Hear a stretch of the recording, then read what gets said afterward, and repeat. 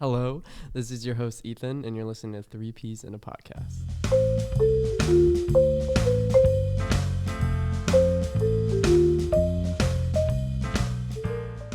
This is an interview conversation style show with every episode consisting of a new guest. Each episode aims to uncover who they are, focusing on their ambitions, goals, and their future. I like to call it students versus the real world. So overall, take this as a convenient way to learn more about your fellow peers here at UNE.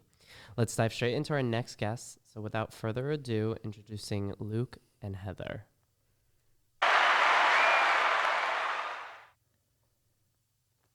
Hi, I'm Heather. Hi, I'm Luke. Hello, Luke and Heather. How are you guys doing today? Super good. Splendid. Good. All right. As always, I would like to do a quick icebreaker so you guys can go ahead and take the floor, describe yourself. Usually I'm looking for a major grade, but if you guys want to introduce anything else about yourselves, go for it. I'll let ladies first. Mm-hmm.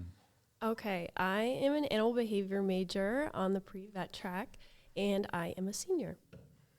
I am a biological sciences major with an environmental studies minor, and I'm also a senior. All right. And then just so I quickly get into it, just for something fun, if we were to go looking for you guys, where would we find you the most and why? I know you guys both live off campus. So usually I try to incorporate UNE, but it may be a little different for you two. So I would be in the basement of Stella Maris.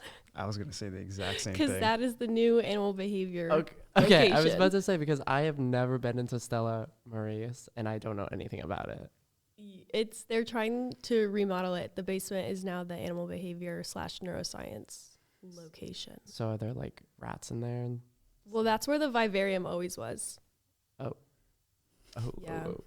And Luke, why are you always there? My research lab got moved into the basement of the same building after they started construction on ACHS or ACAS. ACAS. Mm-hmm. Free ACAS. Okay.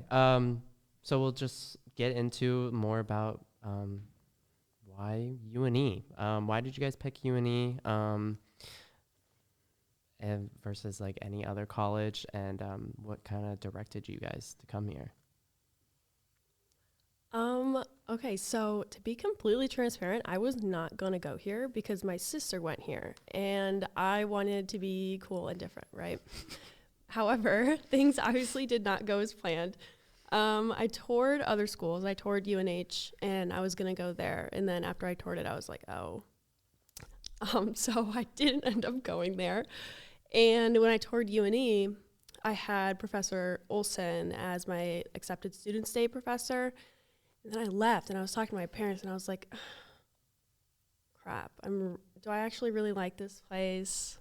Because I didn't want to go to the same school as my sister, but it was worth it because it was a great school and it was perfect for my major, and one of the only schools that has specifically animal behavior instead of animal science. It's not so much agriculture based. And are you feeling comfortable with your decision still with being here? Do you feel like you could have gotten a better education somewhere? You can slander UNE if I you mean, want. they got me into I got me into vet school, but I mean, with their help, with my professors' help and everything, and I love the professors in my program here and my classmates, so absolutely not. No, I wouldn't change it. Good. I'm glad to hear, and congratulations on vet school. Thanks, King. And I will get into that later. Luke? If I'm going to also be completely honest, I didn't even plan to go to college up until about my first semester of senior year in high school. This lovely lady to my left got me into considering college after I got heavily into the orthopedics field. So originally I applied to UNE as a pre-med major, got in, only school I toured. And on acceptance student stay, I just committed straight there. And since junior year, I switched to biological sciences and kind of got more focused on the environmental field. Okay. And how did Heather convince you? I'm curious. So originally, I had no plan to go to college whatsoever. Right. Didn't care for school, And that scared me. in any manner. She's like, okay, so what's your plan in the future? I was like, I don't know. Maybe I'll do like real estate or something. I had no solid plan. But then after I had a knee injury, I spent a lot of time within like the medical field and orthopedics specifically. So I was like, I'm really interested in this. And then she brought up UNE, and UNE had exactly what I was looking for at the time, a pre-med major. And so that's what I went with. And now you're both of you. So sorry. I'm sick, so a little bit sick. So I may. It's okay. Don't give it to me. No worries. I'll go into something that I always introduce in our podcast. It's a segment called course evals. You guys know what course evals are, yeah? Yeah. Okay. So for those who don't, course evals are that little survey that you're given at the end of the semester that pretty much allows you to rate your professor, the materials, the class in itself, etc. My twist on this, what we're going to do, since I usually have guests on the episode once, whatever class, I want you guys to think of a class that comes to mind. It could be from your freshman year, it could be your senior year, it could be your current semester too, that just pops up in your head. It could be something that you really like, a class you really like, dislike, an event that occurred that really shocked you in the class, anything that just really pops to mind, and just lay out on the floor and describe it for us. Perfect. So junior year, first semester, is when we had this brand new, lovely animal behavior professor come to UNE. We have Dr. Brian Greco come to UNE. And the first class I ever took with him was captive animal management, and I took it as one of my animal behavior electives. Oh boy, roller coaster from there. I have taken like 4 or 5 of his classes now, however many that he offers, I have taken them, and he's just my best buddy now and has become such a good mentor and is so great with the students and is just one of like the best, honestly the best decision that UNE could have made for this program. So do you I don't know, did you say like what class specifically you've liked of his? Captive animal management. Captive animal management, okay. And that's so far been absolute favorite class, or at least from him? I don't know. It's what I can remember right now. Good answer. Luke? I'm going to take things more on the negative side here. Oh, I'm excited. Junior year, I started taking biochemistry, and that's when they took on a new individual for lab, and the current professor at the time for biochem was also a little bit on the older side and didn't really understand what the curriculum was in comparison to what she was teaching us. So I had a hard time with that class. I wouldn't rate it very well. So did you get through at least? I withdrew from it. That was the one class I withdrew from. Okay. I guess I don't blame you. It's one of those weed out classes. Literally. Loved Orgo. Loved everything about it. When it got to biochem, most awful thing in the world. It's not something for you. No. Or at least the professor was not it. No. Well, thank you for sharing. Of course. All right. I just want to dive in straight about what are you guys aiming for? What is your end goal right now? It could be a very short-term goal. You could even describe your long-term goal and what you're aiming for. But let's get a real idea of who you guys are and what you guys really want to be. Oh my gosh, she always makes me go first. Ladies first. I obviously want to be a veterinarian. So within the next 4 years, I will accomplish that. And after that, up in the air, the school that I'm going to, it'll give me accreditation around the world. So I'll be able to practice in almost any country, or any continent rather, but I guess both work. And I do want to travel, work with international medicine, conservation. So while I'm young, I would like to do that. And then when I get older and want to have a family and settle down in a nice little area, preferably Maine, I love Maine, then I would want to work in shelter medicine or emergency medicine and stuff like that. I also really want to do work with low-income families or specifically like homeless populations with their pets. Portland would be obviously a great area for that. So, yeah. I want to get into about, is there a reason why you chose international medicine to be specific? I guess My family and I always traveled when I was younger, and I studied abroad in Morocco, and we went all over there. And my sister lives in Spain. My little cousin lives in the UK, and we're like peas in a pod. So name drop. I know, name drop. Shout out. So half my family's practically over there anyways. So I just want to experience more of the world while I can. Do you have a country in mind that you want to work with, or are you just kind of going with whatever is given to you? I definitely want to, country, not necessarily, but continent-wise, I would want to go to Africa, like Middle Africa, to work with safari animals with conservation, and then also South or Central America, specifically Costa Rica would be great because I really like their wildlife, so. Just a random question. Do you have a favorite animal? Yes. It's the white-faced coati.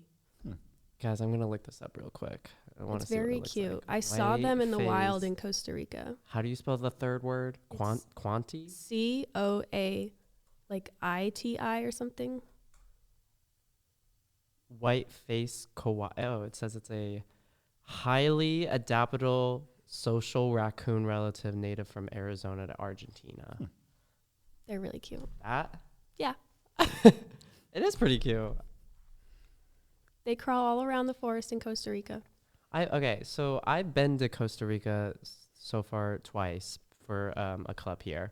I have not seen this thing, and I really want to see it now. Did you go to the like the rainforest area? No, so well, it's like kinda ish, but not like we didn't fully. Is that the problem? Should I be don't in know. the I like rainforest. went in the rainforest. Oh, I think that's my problem then. All right, I'll keep my eyes open. Yeah, keep them open for the next time. The third Well, time thank you. go. The third time I go. Thank you for the recommendation, Heather. Luke. Well, in the near future, I'm looking for master's programs, considering we would be moving to London come the end of this year. I'm looking at University of College London programs. There's one for environmental and sustainable development. So that would be more so what I am geared towards in the environmental field rather than just conservation efforts.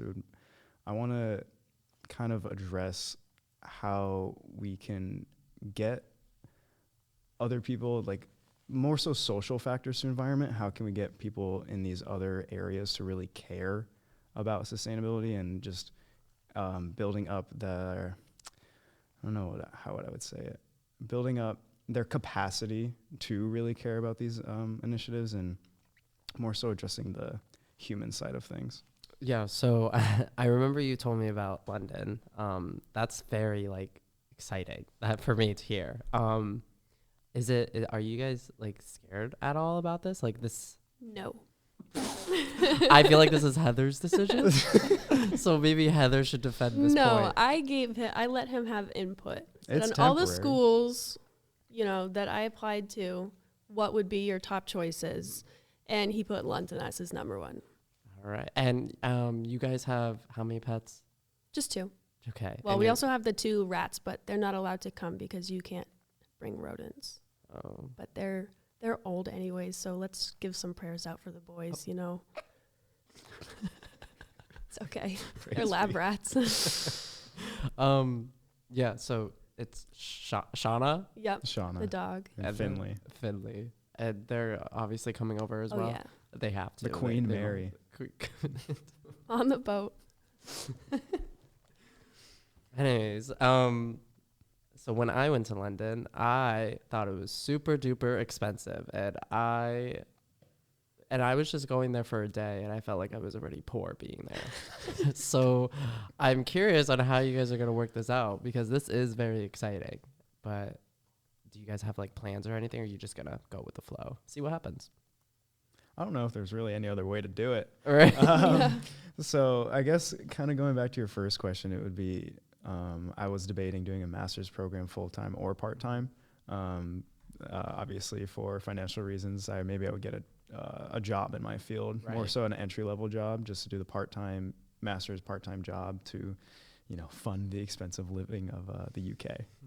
So that's very cool, and I'm very excited for both of you. Let's see where that takes you. Thanks. Luke, you are part of a fellowship here, right? Or what is it? The Shaw's Innovation Shaw's Fellowship? Innovation. Yes. Do you want to describe more about that? I'm working with the Neighborhood Housing Trust currently. I originally onboarded to do more so community outreach, like communication, social media, posts, website design. I have done those things, but we broaden it to the scope of my expertise, as I am not a communications major. But their efforts are more so in what we're going towards now. So I guess just to give a little background, Neighborhood Housing Trust is a nonprofit just working to provide affordable housing within Arundel, Kennebunkport, and Kennebunk. Currently, we are applying for grants to improve the living conditions of those in these housing units. And we're also starting a project where we will be integrating Kennebunkport Conservation Trust, Kennebunk Conservation Trust, and Arundel Conservation Trust to make a GIS map that we can more responsibly develop, but also keep in mind the other factors that play into, land usage and things like that. A lot of big words, but I'm sure I understand it a bit. How long have you been with the Shaw's Fellowship thing? I think we officially started in October after applications started in September and interviews went. Oh, of this 2020? Yeah, it's a whole year thing. Mm-hmm. Okay. And have you been enjoying it? I have been enjoying it. It's a nice skill builder that doesn't take up, all the time in the world. Cool. And do you see it applying to the real world, or like the skills that you may get from it? I would definitely say that, because when I am thinking about more so sustainability and like the environment, things like that, I mean, the first thing you're going to have to meet people is their basic needs. And if they don't have their basic needs, they're not going to, address the other large factors that play into, the environment and the health of it. Exciting. Heather, are you involved with anything here on campus regarding? Yes, I am a part of the Animal Behavior Club, and I'm also the president of the Honeybee Conservation Club. So I joined the Honeybee Conservation Club when I was a freshman, and then I dropped it. Wow. So maybe Well, I wasn't president then. Well, were you part of it? No. Okay. I just started last year, junior year. Oh, okay. I see. I was excited for it, and then I don't know. I just gave up on it. It's okay. But it looked cool. It looked fun. Do you enjoy Honeybee Conservation Club? Yes, but we've had a hard year this year because all of our stuff got ruined in the cage because of the rats. The rats. So we had to, apparently all of our stuff was thrown out. So I've been dealing with having to rebuy everything, which has been a huge pain, but it's okay. And also the problem is that a lot of these other clubs, they're obviously important, but these bees are living little creatures that need food and support and things like rebar and hay to keep them through the winter. They didn't live this winter. Most of the time they don't make it though. It's Maine, but so there's always a new batch of bees every year. Yeah, we have to buy new bees. It's really sad. What? How do they reestablish? I don't know. You would have to ask Dr. Vasenka. He's the one that puts the bees in. Oh, so he puts them in. They don't reestablish. Well, free the bees. I hope maybe one year they'll survive. They do sometimes, when we have not so bad winters, but this winter was particularly harsh. Sorry to hear that about your bees. It's okay. Rest in peace, bees. So you guys are seniors. How are you guys feeling about graduating? Good. Really, really platonic good. Well, because it's sad. Mm-hmm. It's bittersweet. But also, I think the reason a lot of people are sad is because, they're leaving college and school. And, then you're part of the real world. You have to actually figure stuff out. You can't just rely on the fact that you're a student. And then I'd be scared too. But I have another 4 years to suffer through education. So I'm it's not the end for me. So it's almost like graduating high school and going to college. Just graduating college to go to more college. So it's just another step for me. But I'll miss my friends dearly. Makes sense. Luke, are you going to miss it? Of course I'll miss it. I mean, I guess it is bittersweet, like Heather was saying, where I'm gonna leave behind so many friends and so many things I'm a part of. But I guess that's why they're so special in the first place. Is they're not forever. That's Poetic. sad. Yeah, that's sad. I'm gonna cry later about that. So this is perfect because yeah, you guys are my first seniors I've had on the episode. So I feel like this question would work really well now. If you have any advice, what advice would you give your freshman year self? Don't try to establish yourself too fast. And could you expand more on that? I feel like when you're in such a new environment, you're trying any form of like foundation to cling on to. And as soon as that happens, that's the only thing you can cling on to. Yeah, but you'll find your right people. Mm-hmm. Is that what you did, Luke? Perhaps, but they all transferred. No, I'm not accusing you of anything. Everyone does it, right? Everyone does I it. for sure have done it too. Mhm. They're like, why do you think I joined Honeybee Conservation Club? Exactly. Heather? I don't know. Maybe that when things are hard, they actually won't be hard forever. Because in the moment, it does seem like your world is over. But things do eventually fade, and people will forget things, and the world moves on, whether or not you want it to. So The world does, in fact, keep on turning. The world's never going to end. gotta remind myself of that every day. So within those years, have you guys learned any failures that have taught you guys anything? Anything that's really been impactful on your life? At least been here at UNE? What do you mean by like failures?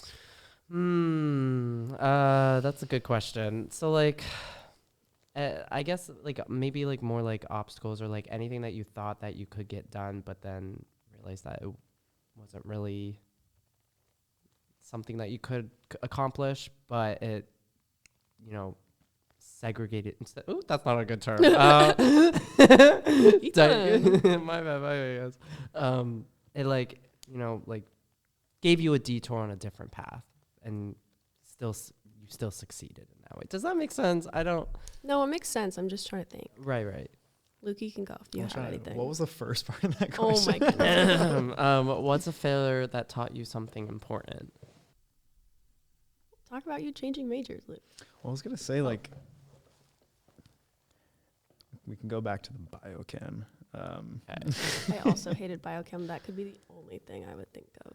But Yeah, well, at that point, in my academic career, I wasn't so keen on being on the pre-med track and, going to med school anymore, as I was more so interested into what I am doing now.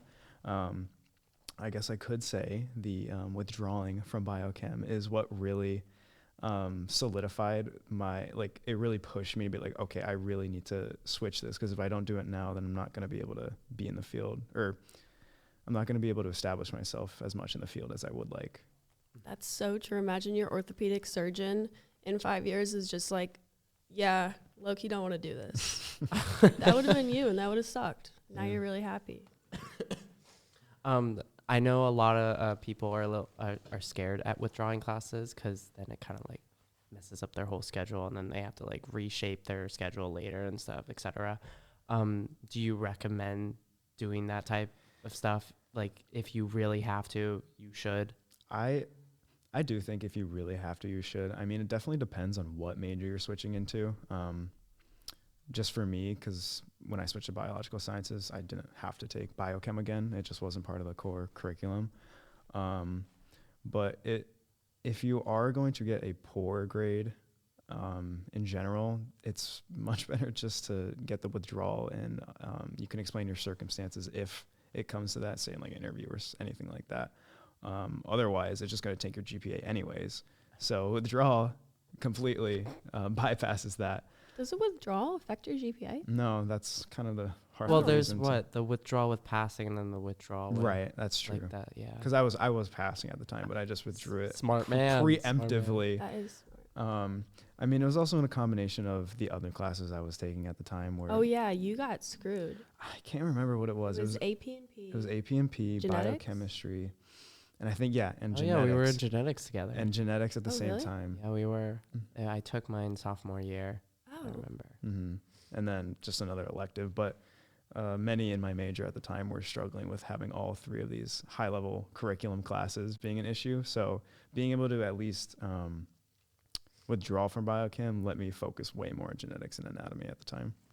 Yeah, those really need attention. Mhm. Yeah, and our roommate had to drop for the same reason. Yeah. 'Cause he had the exact same schedule. Mm-hmm. Is it just the way that the majors like No, the phrase? person who set it up kind of just screwed it up that year. I think Like, they changed it She got since in then. trouble, I believe. Yeah. for like that. the director, like the advisor, Like the Like, advice, like I think everyone had the same advisor that ended up getting that schedule, Mm-hmm. and she, I don't think she's with us anymore. I don't know for sure. She's not with us I anymore. don't know for sure, but That's so interesting. I don't. I felt bad for all the kids that it really affected, because a Mhm. lot of them, if not all of them, were pre-med kids, and somebody's just silly, error, overthinking kind of screwed them up. But Wow. Luke, was biochem your only reason for changing your major, or was that just like a really strong point? It was a really strong point. It wasn't the only reason, because since Well, I wouldn't blame you. through like sophomore year, I was thinking about changing, but I wasn't sure what. I wasn't really sure on the path I was going. I didn't know if I wanted to switch to environmental science straight up or environmental studies or something of the sort. I was even considering animal behavior for a little while. I remember that. He's all over it. Yeah, all so- over different majors. So I was, playing a ping pong game in my head between different majors for a very long time. But I ended up doing biological sciences because it's still something I'm interested in, still something that, my research relies a lot on. It's just how I view the world after going to college relies a lot on biology. So switching to that kept all the classes I needed. It wasn't too big of a change, but it also broadened the spectrum of what I can go into. And then adding the environmental studies minor was more so just for me to understand that world more. So You feel a lot better where you're at now. much better. I am very Good. happy in comparison. Good. I'm glad to hear. Heather, did you have anything to add? I don't remember. No. Thank you. Okay. You guys obviously are going wherever you want to go, major-wise and stuff. Is there anyone that influenced you guys to stay on your track to where you want to be? I mean, it's different for Luke because he changed his major. I didn't count, but you changed your major. Has there been anyone that influenced you to stay on this track that really kept you driving for what you want to go for? Honestly, no, because all I've ever heard for specifically like getting a medical degree, even from vets themselves, vets professors, I just hear don't do it. Don't do it. It's not worth it. That's all I've ever heard. And I was just like, no, I'm not going to listen to you. So to be honest, no, but they've all been great support systems. And I feel like sometimes they don't know if you're serious about it or not. And that's part of the issue. If you say it when you're younger versus if you say it when you're older, then they know you're a bit more serious about it and will support you on it. But they always try to open your eyes to other options, I guess, because I think when little kids want to work with animals, number one career they think of is a vet, but there are like so many amazing careers out there. So I think that's just what they're trying to do with it. I was also in that same situation when I was younger. I also wanted to be a vet. And then I thought about the fact that I would have to I already know what you're going to say. do you want to finish the sentence though? That you're going to have to put down animals. Yes. Because I had a dog at the time and I was like, imagine she was on the table and I had to put her down. That's so sad. So Yeah, I changed my but path. Someone needs to do it. Yeah. So kudos to those people. Everyone has their path. It's perfect that way. Is there a reason that you chose vet over going for pre-med or Oh, like people? pre-health? Yeah. People. Yeah. Dogs over people pretty much. I just don't really have the same connection with people as I do with animals. I like giving them a voice. People have a lot of voices. She advocates for them. And animals don't. So that's probably most of it. And I just think that I connect with them better. So, and it has to do with the environment and climate change and all the other stuff that I like. So I've been seeing these things on like TikTok where it's like you guys have to like learn the anatomy of a shrimp, and it's like really sad because like why do you have to learn that? probably. Oh, you haven't gotten to that point of learning the anatomy of a shrimp? Why would I have learned the I don't know. anatomy of a Exactly. shrimp? I don't get it. That's So a vet school thing. people are like, oh, people want to be vets until they have to learn that, or like an anatomy of a hamster or something. Well, hamster makes sense. I don't know what shrimp is going to the vet, but I don't know. Maybe they are. Luke. Did you have anything to add? Because I don't think you gave an answer. What was the question? What? I thought that was the same question that I just talked about. If I maybe my head's a little foggy. Did he answer? I don't remember. I don't think Yeah, so. that was, Yeah, I that, don't wasn't think that my spiel about? No, this What? question This was about. this is more about someone who, like- keeping you on track. Yeah, anyone has influenced Oh, you? you said it. Answer. You led it with this doesn't really apply to you as much, but Well, because Yeah, you so- changed your major. Right. So Yeah. like I want to like, it's a different story Yes, for yes, you. yes, yes. Yeah.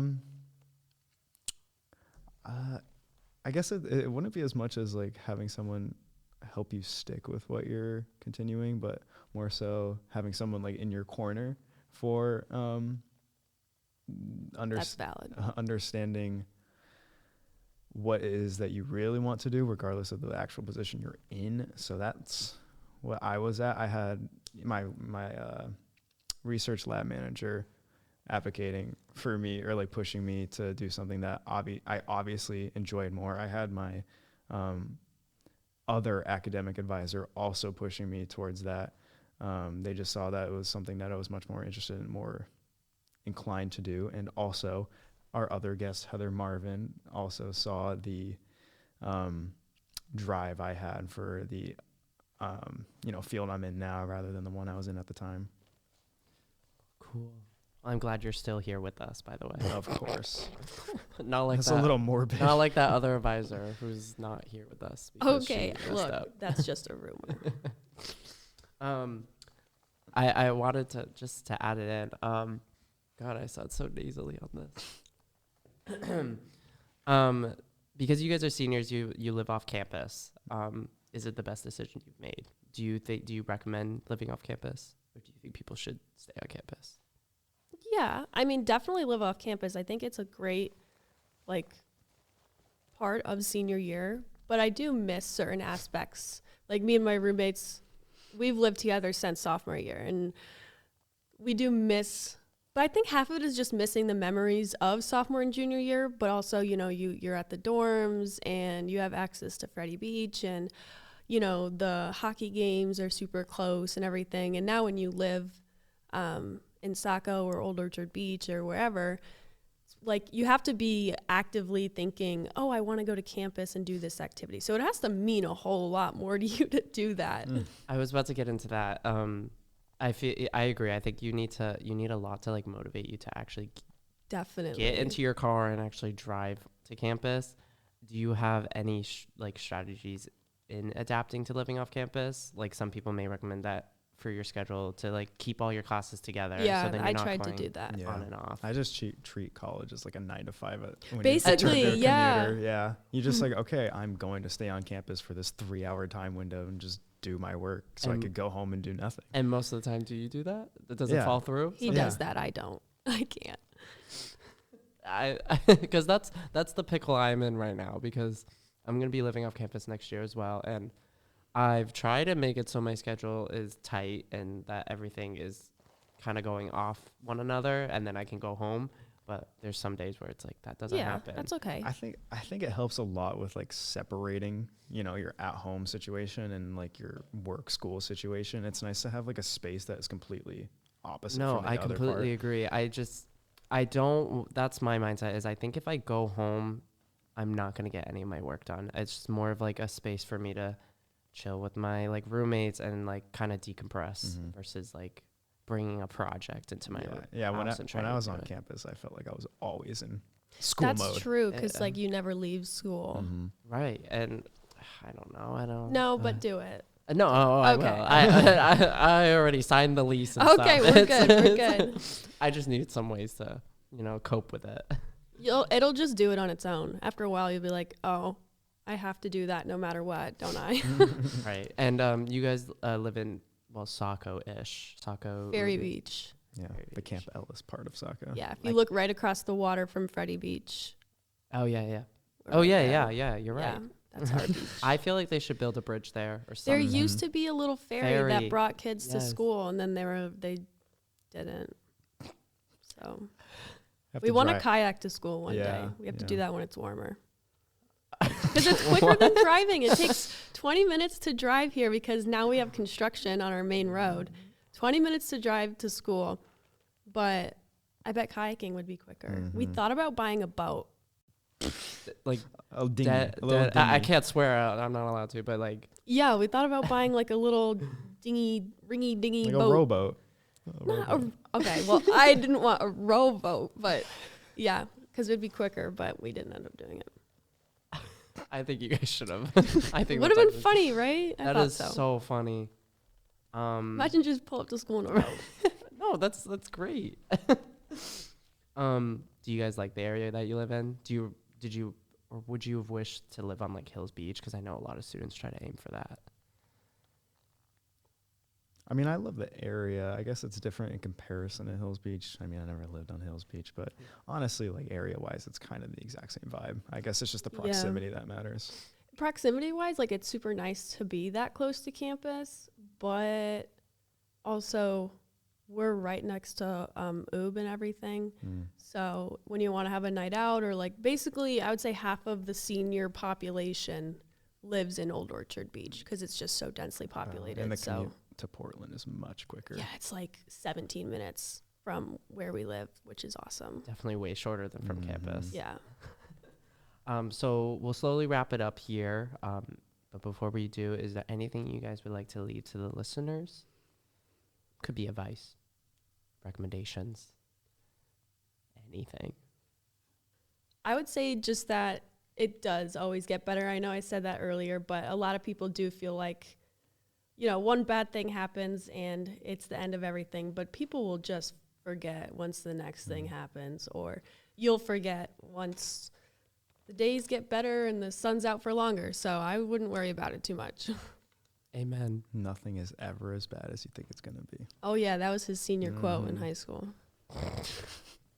You reused your senior quote here. I He reuse it all the loves his time. quote. I love that quote. I go back and I would and get that tattooed. I go back into my memories. I'm like, oh, the way that played out 3 months later, it's like it never happened. It's like, oh, it actually wasn't that bad. All right.